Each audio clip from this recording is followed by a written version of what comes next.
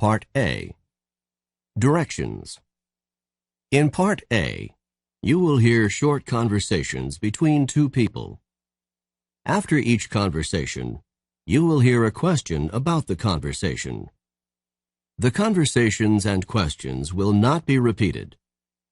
After you hear a question, read the 4 possible answers in your test book and choose the best answer.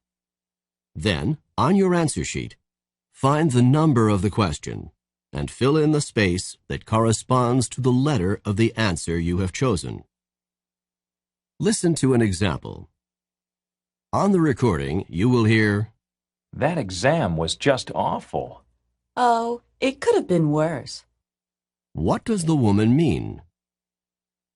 In your test book, you will read, A. The exam was really awful. B. It was the worst exam she had ever seen. C. It couldn't have been more difficult. D. It wasn't that hard. You learn from the conversation that the man thought the exam was very difficult and that the woman disagreed with the man.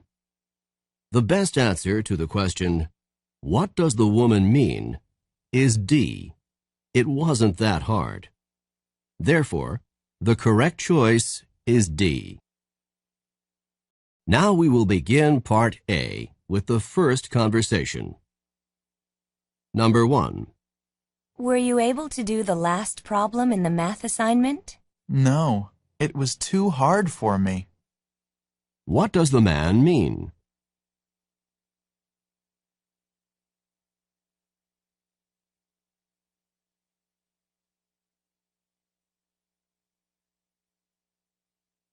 Number 2.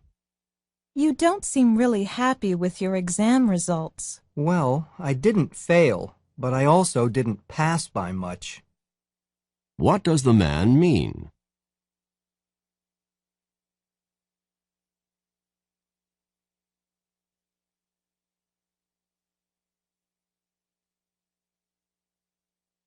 Number 3. Where are the dirty clothes? Have you taken care of them? They're in the washing machine. What does the man mean?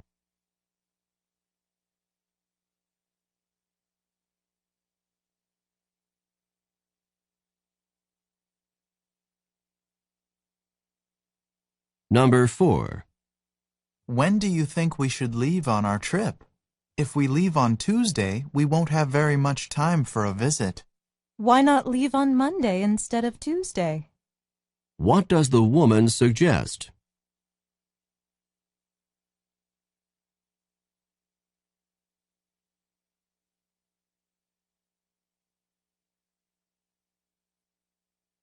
Number 5. What was in the letter from the landlord? It was not good news. The rent has been raised. What does the man mean?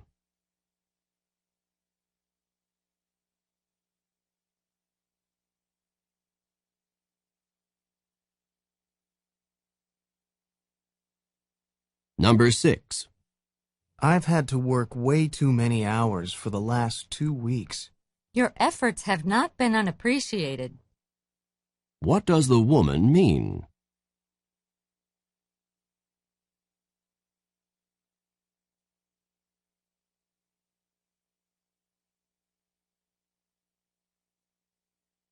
Number 7. Could you help me with this? I'll wash the lettuce if you'll make the dressing. What are the man and woman most likely doing?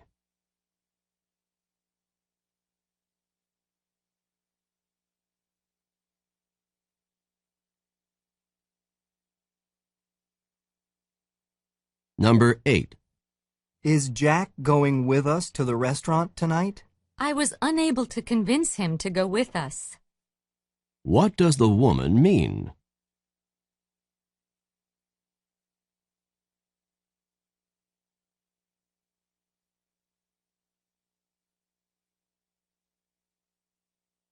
Number 9. Can you tell me how I can find the biology lab from here? Just go down those steps and enter the door after the first one. What should the man do?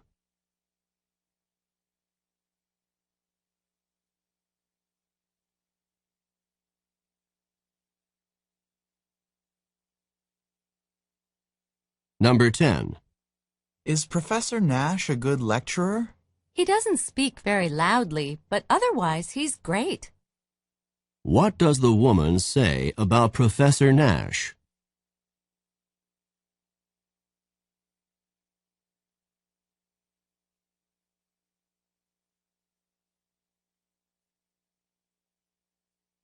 Number 11. We have another history exam on Friday, and I hope this one isn't as hard as the last one. You can say that again. What does the woman mean?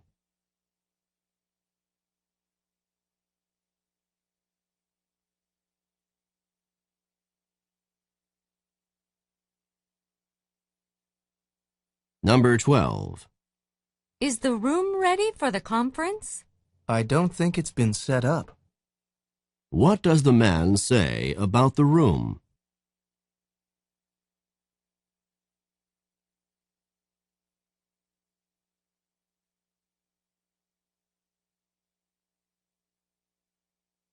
Number 13. Are you going to be able to stay up and study for the exam? I'm not sure. I'm on my last legs. What does the woman mean?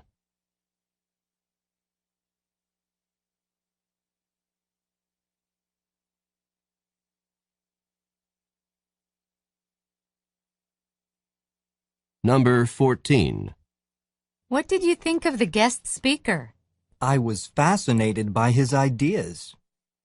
What does the man mean?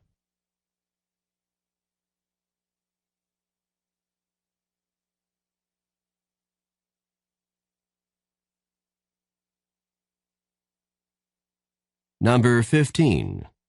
How's the weather today? It's just not as humid as it was last week. What does the man say about the weather?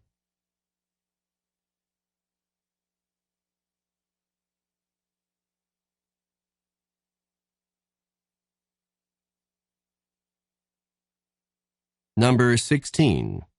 How did the professor react when you explained that you'd missed class because you were ill? She couldn't have been more understanding. What does the woman say about the professor?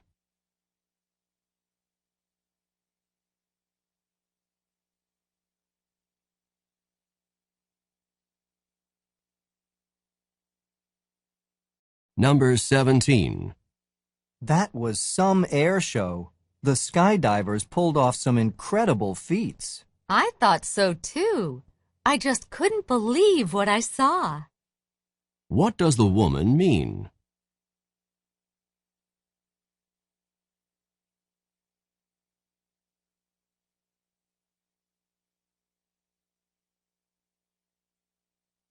Number 18. Do you think that the restaurant was too expensive? I was surprised at the prices. We barely had enough to cover the bill. What does the woman mean?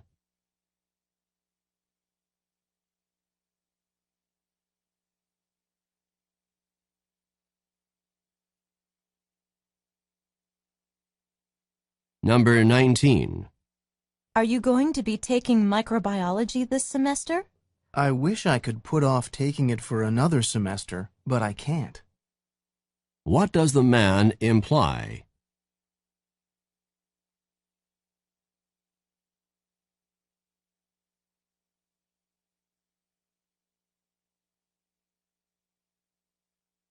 Number 20. I'll see you at the first psychology lecture tomorrow. Then you did enroll in the course. What had the man assumed?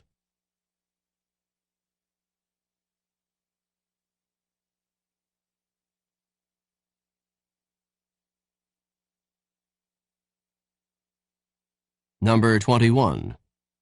Let's look over the blueprints for the building one more time. Good idea. We need to be sure that the design is absolutely correct before construction begins. Who are these people most likely to be?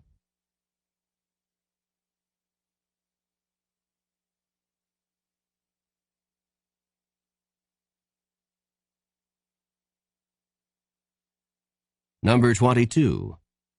Did our team win the game? If the runner hadn't fallen, then our team would have won. What does the man imply?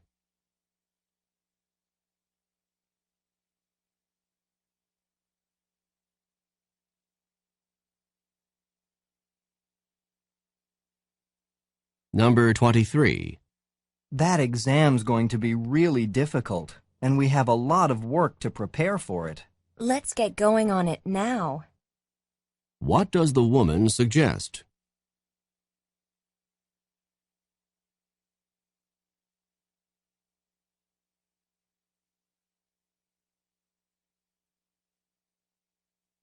Number 24. Are you happy that Kathy is one of the members of our group for the class project? I'm not really happy about it, but I can manage to get along with her to get the project done. What does the man say about Kathy?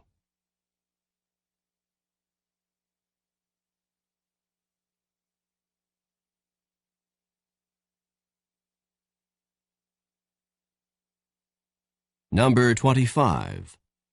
Can you believe that the department has changed the requirements for our major? This change wasn't unexpected. What does the man mean?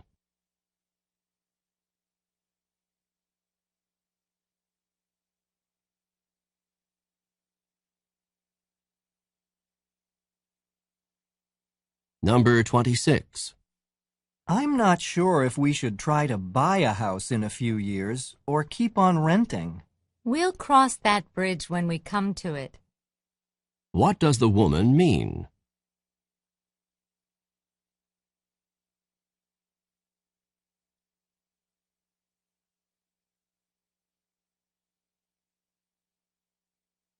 Number 27.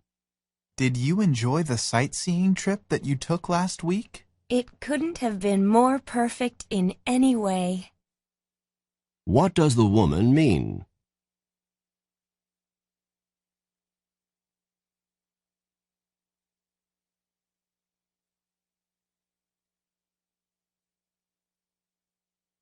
Number 28. Were you able to deal with the part of the exam on medieval architecture? The topic was barely covered in the lectures, yet it was a major part of the exam. What does the man say about the topic?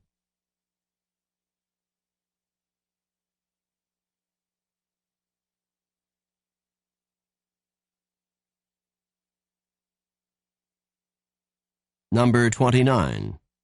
I can't believe that there's going to be an exam tomorrow. I wish the professor had announced the exam a little bit earlier. What does the woman imply?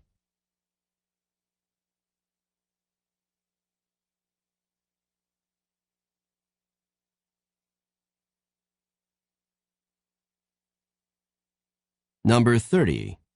Here's a small gift for your birthday. It's something I know you like. So you did remember my birthday. Thank you so much.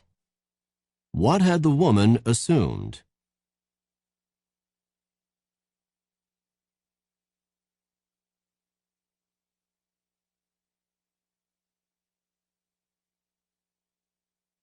This is the end of Part A. Now read along with me as I read the directions for Part B. Remember, you should not read ahead or turn the pages while the directions for this part are being read. Part B. Directions. In this part of the test, you will hear longer conversations. After each conversation, you will hear several questions. The conversations and questions will not be repeated. After you hear a question, read the 4 possible answers in your test book and choose the best answer. Then, on your answer sheet, find the number of the question and fill in the space that corresponds to the letter of the answer you have chosen. Remember, you are not allowed to take notes or write in your test book. Now we will begin Part B with the first conversation. Questions 31 through 34.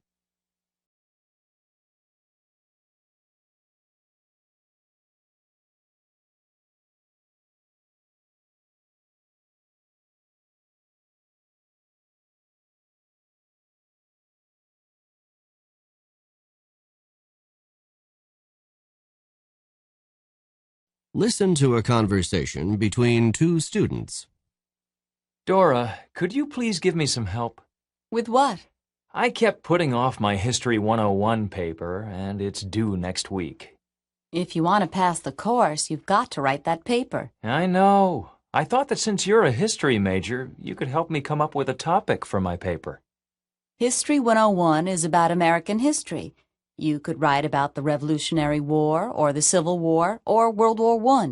Oh, I don't want to write about wars. I don't want to think about killing and death. Can you think of something else? Why don't you write about technology, inventions that changed American history? That topic seems a little broad. Maybe I should narrow it down a bit. Well, you could choose one invention, the telephone or the airplane, for example, and write about its effect on history. I know. My favorite topic is cars.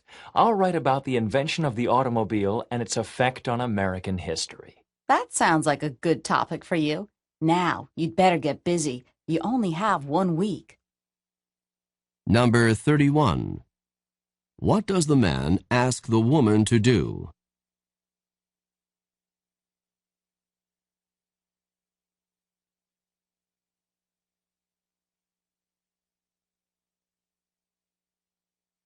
Number 32. When in the semester does this conversation probably take place?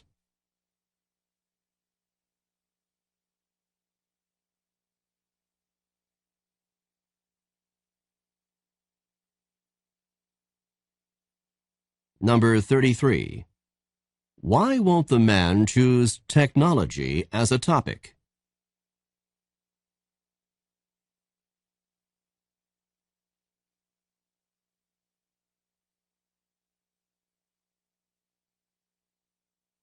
Number 34. How much time does the man have to write the paper?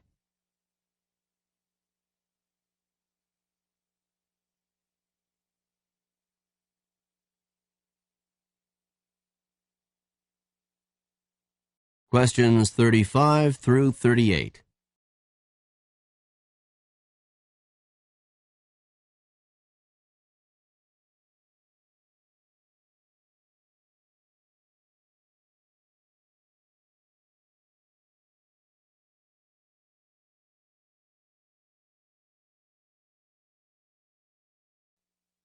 Listen to a conversation about a tragic event. Did you hear the story on the news this morning about the apartment fire down the street? I heard something about it. What happened exactly? A fire started about 3 o'clock in the morning in an apartment complex with about 20 apartments. One of the apartments was completely destroyed, and several of the others were damaged. Do they know how the fire started? They're not sure at this point, but they believe that it was started by someone smoking in bed.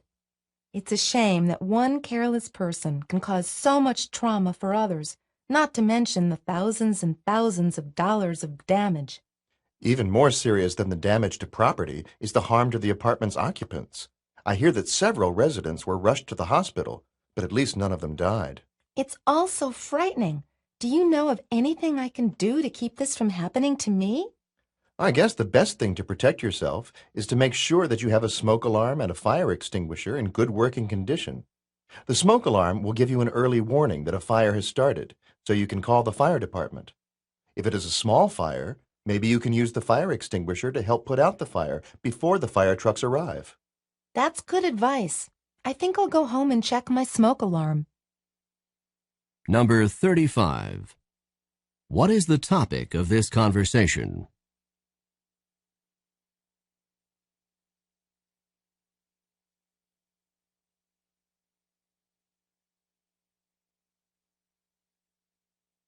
Number 36.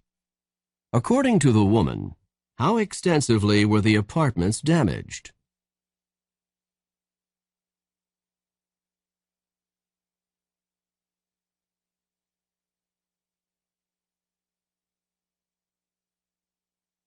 Number 37.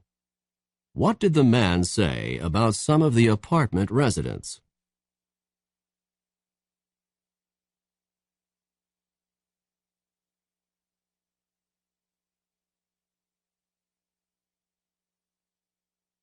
Number 38. What advice does the man give to the woman to protect herself from fires?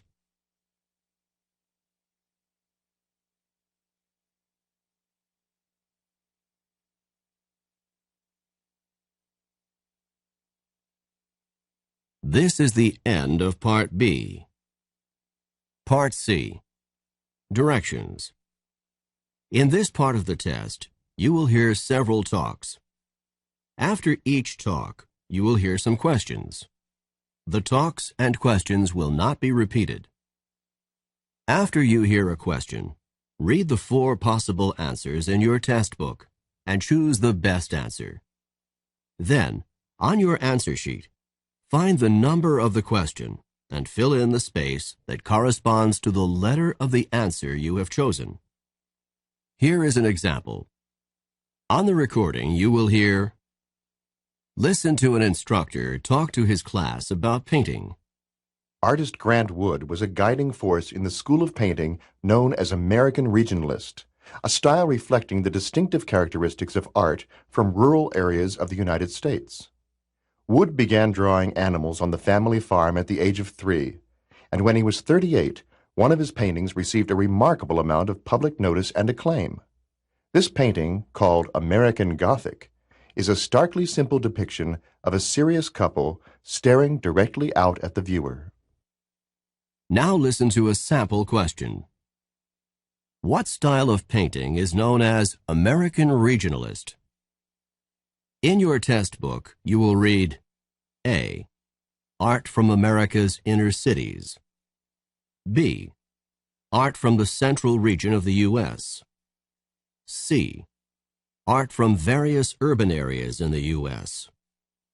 D. Art from rural sections of America. The best answer to the question, what style of painting is known as American Regionalist, is D. Art from rural sections of America. Therefore, the correct choice is D. Now, listen to another sample question. What is the name of Wood's most successful painting? In your test book, you will read A. American Regionalist. B. The Family Farm in Iowa. C. American Gothic. D. A Serious Couple. The best answer to the question, what is the name of Wood's most successful painting, is C. American Gothic. Therefore, the correct choice is C. Remember, you are not allowed to take notes or write in your test book. Now we will begin Part C with the first talk. Questions 39 through 42.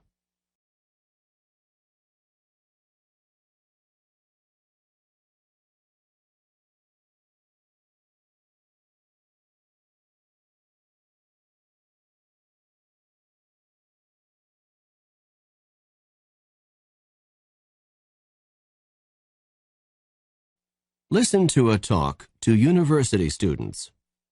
Welcome to the orientation meeting for dance majors. All of you in the room should be students who want to be dance majors. Oh, please let me introduce myself. I am Dean Peterson, the head of the dance department.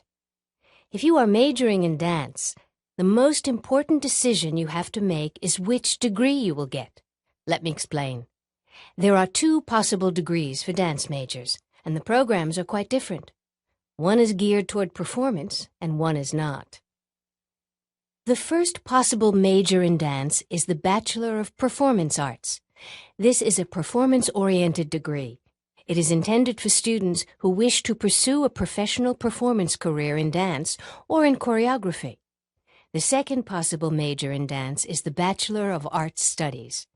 This major is intended for those of you who are interested in non-performance dance careers, in areas such as dance therapy, dance history, dance administration, or dance education. Either major is a 4-year program, but many of the courses that you take along the way are different, so you will have to specify your degree choice early. I hope this information will help you to decide. Number 39. Who is the speaker?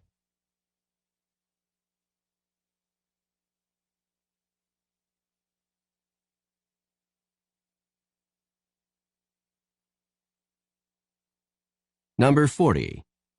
What decision do the students have to make?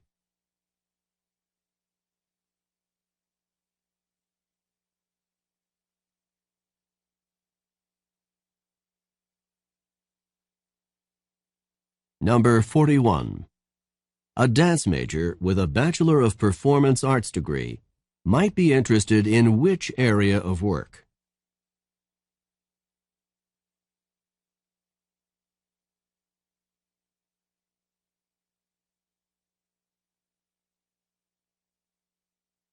Number 42.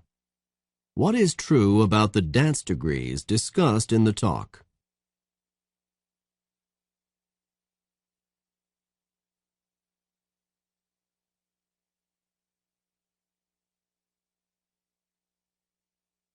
Questions 43 through 46.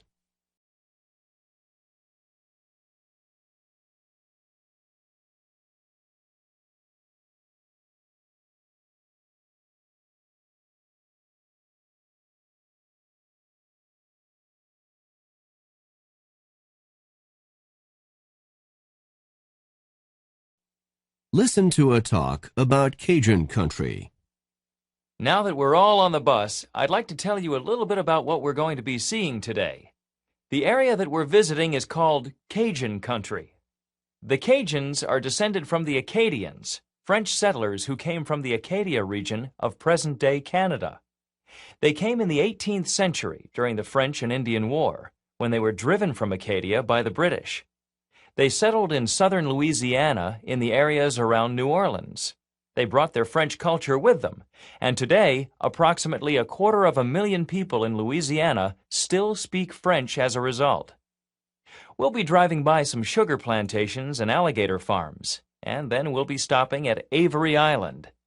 There is a factory there that has been producing Tabasco since 1868. Are you familiar with Tabasco? It's one of the best-known spicy sauces in Cajun cooking, and it's very hot. I hope you like spicy food, because any Cajun food that you eat on this trip is going to be spicy. After Avery Island, we'll continue on to Lafayette, which is the largest city in Cajun country. When we arrive in Lafayette, we're going to visit Acadian Village, which is a Cajun theme park. This theme park offers rides, exhibits, shopping, and restaurants, all with a Cajun theme. Now settle back, relax, and enjoy the ride.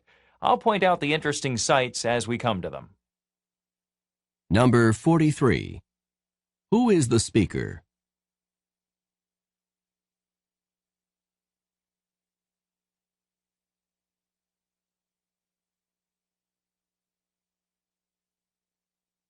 Number 44. What is true about the Cajuns?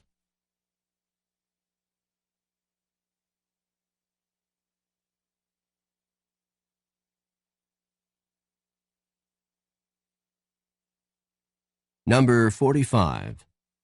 What is Cajun food like?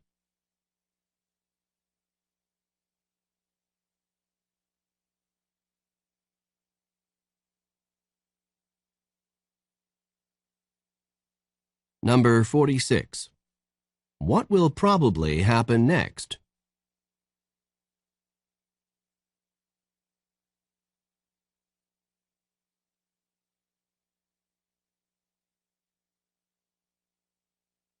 Questions 47 through 50.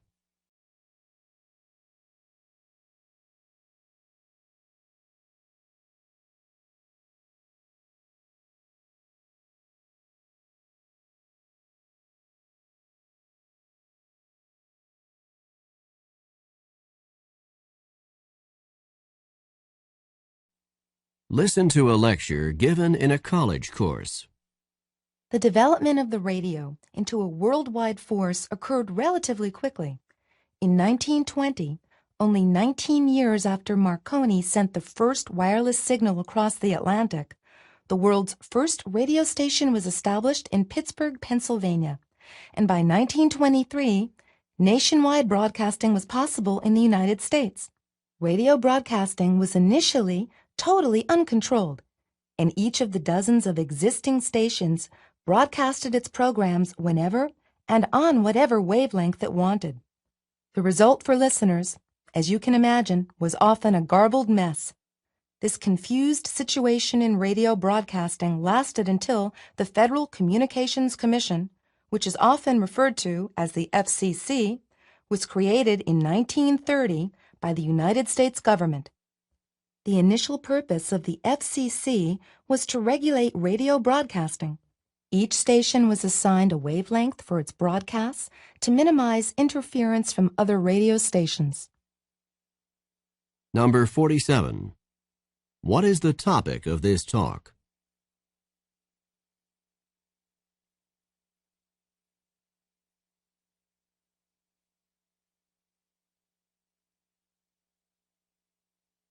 Number 48.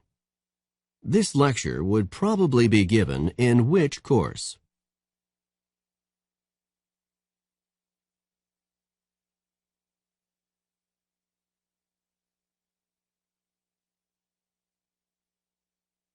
Number 49. How could the situation in early radio broadcasting best be described?